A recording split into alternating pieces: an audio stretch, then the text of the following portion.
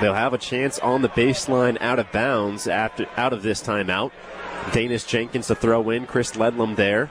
And Ledlam gets it on the baseline. Out to Naheem Aline on the left wing. Looking inside for Soriano. Bediako there. No matter. 6-2 now the score. 15 minutes left in the first. Joel Soriano, the tough finish. And here's Alamir Dawes on the other end. Now Kadari Richmond. St. John's looking to be in a zone now, a 2-3. Richmond drives inside, gets Soriano in the air, ducks under, and uses the glass for the tough layup. Really faked him out there. Another magnificent move from the reigning Big East Player of the Week. 8-2 the score, 14:40 left in the first. As the Johnnies run another weave action, and it settles with Danis Jenkins on the left wing. Looking for a screen from Soriano. Denied well by Alamir Dawes. Now here's Soriano over to Glenn Taylor Jr. Drives right, looks for Ledlam inside, is poked away. Here's Adewusu on the other end. Over to Alamir Dawes. Layup and the foul. Count it. Another spectacular hustle play by Dylan Adewusu.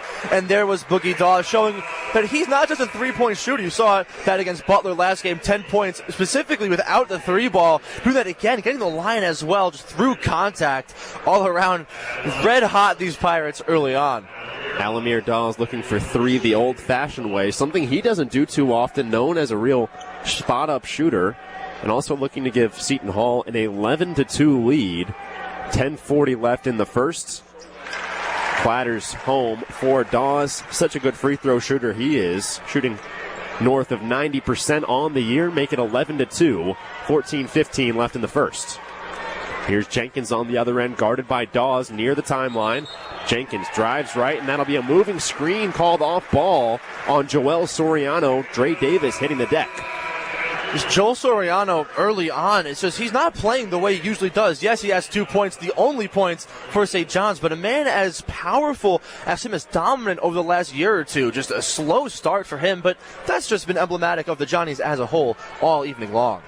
Another sub now for St. John's, Brady Dunlap checking in as Richmond receives the inbound from Dylan Adewusu and works it up against Glenn Taylor Jr. Now it's Al Dawes in the left corner, stolen. His entry pass was stolen by R.J. Lewis Jr. Working the other way against Dre Davis. Drives right. Looks outside. That's Danis Jenkins. Corner three, no good. Dre Davis the rebound over to Kadari Richmond again. Still 11-2. 13:40 left in the first. Richmond working against Glenn Taylor Jr. Looking for a screen from Bediako. Decides not to take it. Now it's over to Al Dawes. Left perimeter. Into Dre Davis. Nice spin move. Gets Lewis in the air, and he's fouled. Absolutely clobbered that time by R.J. Lewis. Dre Davis going to the line to shoot two. He went for the reverse lay there, and as trying to do that, just that arm from Lewis came smacking down, crashing down on him. Just once again, I'm just like a broken record, but this Pirates team, so scrappy, not afraid of contact, and you saw it right there with Dre Davis. Such a quick first step two on the spin move as Davis looks to put up Seton Hall double digits early on. Does so on the first free throw, make it 12-2, 13:28 in the first as we get a couple more subs. Elijah Hutchins-Everett checking in for Jaden Bediako as he makes his way towards Seton Hall's defensive hoop, and also Zubi Ejiofor checking in for St. John's. Checking out was Chris Ledlam. Davis knocks down the second to a round of applause from the crowd. 13-2, Seton Hall leads St. John's. 13:25 left on the timer.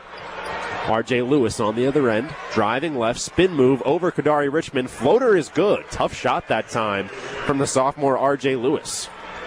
And really fast-paced as well, almost immediately after that free throw, just storming down the court and getting it. That's a fall. 13-4 the score. 13:03 left on the clock. Richmond inside to Davis, spinning over to Elijah Hutchins-Everett, who can't handle it, and it's St. John's coming the other way. Bad play that time by Hutchins-Everett. Just wasn't ready for the pass as Lewis Jr. works near the top of the key. Over to Jenkins, who's on the right perimeter. Looking inside for Zubi Ejiofor, and that will be a foul on the floor. A lot of contact by Elijah Hutchins-Everett on Ejiofor.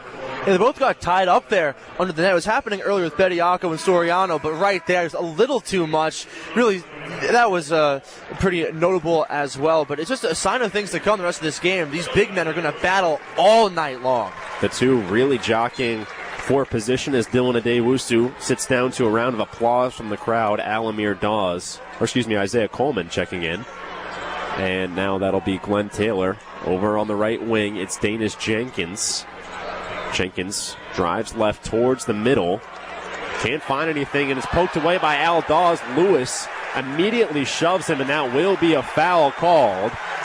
The crowd egging on R.J. Lewis, looking for a tech. Looks like he stops just before he gets one, though. Still 13-4, 12:31 left in the first half. R.J. Lewis, a younger guy in Big East play, sees how physical it is, how passionate these fans could be, and right now he's letting a lot of early mistakes snowball into what you said, almost a tech called on him. Danish Jenkins checking out now for the freshman Simeon Wilcher, a local product out of Roselle Catholic. Here's Dawes, right corner three, off the back iron and out. Ledlam the rebound, who also just checked back in. Now Wilcher ahead to Brady Dunlap. Blocked by Kadari Richmond. How did he do that? He blocked a three-point shot. Dre Davis coming the other way. First pitch to Zach. Swung on. Big swing and a miss. The junior hitting .227 on the year. Has started 5 games so far this year, so make it his 6th. As the 0-1 swung on and belted deep into left field into foul territory. It will go over the wall. So no play that Soldier could have made on it, but Zach showing off the power. Yeah, I mean, you fix that swing a little bit, maybe, 10 feet to the right? That's probably gone. Opposite field power, showing it off, as hitting it to the more advantageous left side of the field, a little bit shorter than over in right field. Just could not get enough on it to pull into fair territory. Another cut as Zach looks to stay alive. He's down 0-2 in the count against Park, who's in a serious jam. 2 runners in scoring position and only 1 out. Park looking to avoid a repeat of the previous Seton Hall NJIT game as Zach takes that one low and inside. Fleming keeps it in front of him, though, so the Pirates forced to stay on base. Melnick not able to come home. Bit of wind picking up. You can see the flag moving in the outfield as clouds create an overcast sky as Zach fouls one straight back towards us. Thank God the net's there, Ryan. It was. Our beat writer Liam Harding got a little bit of a jump. You kind of just, maybe not unfazed. You just look at it. The net's there to protect you. If it doesn't, that's when you learn to duck. But a nice little reaction from us here. Park delivers one in the attic, so Zach battles back to a 2-2 count. Looking a little frustrated is Aaron Park. Winds up, delivers the 2-2, a high bouncer to first. Melnick will come home, but Zach will be out. And Sylvester advances to third. So 2-0 Pirates lead with 2 outs in the bottom of the first. Yeah, but he brings home Danny Melnick. You still have a runner moving over to third base with Stash Pogrovsky up. Anything that lands in the green in the outfield, I guess in the infield as well, picture maybe, but anything that lands in the green outside the infield will probably bring home Sylvester. And, very reminiscent to what we saw when they had a 3-0 lead after the first on the road as well. And this is the guy to do it. An immediate shot to left center. That ball is gone. Finds the sunny side of the fence, and Seton Hall leads 4-0 in the bottom of the first. Stash Pogrovsky hitting his first homer since that NJIT game. Recently had 100 career hits.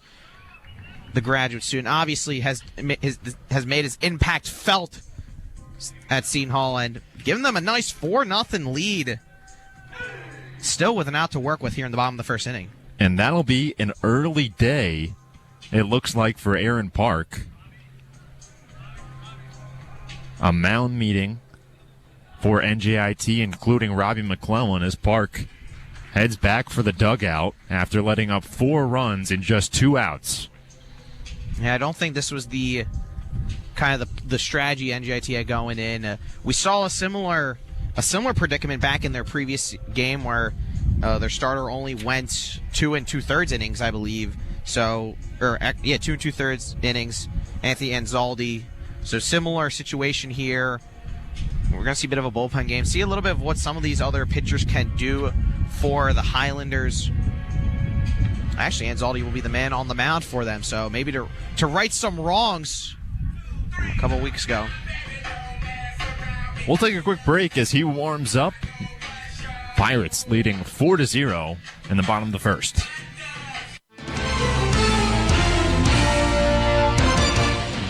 Thanks, Spence. Ryan Johnston with your out-of-town scoring update. The only other college basketball game tonight, the other NIT semifinal where Indiana State beats Utah 100-90. Ryan Conwell and Robbie Avila combining for 53 points to propel the Sycamores above the Utes. The two teams combining for the second highest point total in the NIT, only behind Indiana State's first-round game versus SMU, which they won 101-92. That men's Final Four is set for later this week. 11th seed NC State, led by DJ Burns Jr., takes on National Player of the Year Zach Edey and the 1 seed Purdue Boilermakers on Saturday at 6:09 p.m. And meantime, number 1 overall UConn represents the Big East against an upstart Alabama squad on Saturday at 8:49 p.m. An update on the Big East transfer portal. Glenn Taylor Jr. deciding to test the waters away from St. John's, the first transfer away from Rick Pitino in his tenure at St. John's. That'll do it for your out-of-town scoring update. Now back to Spence and Mike on the call.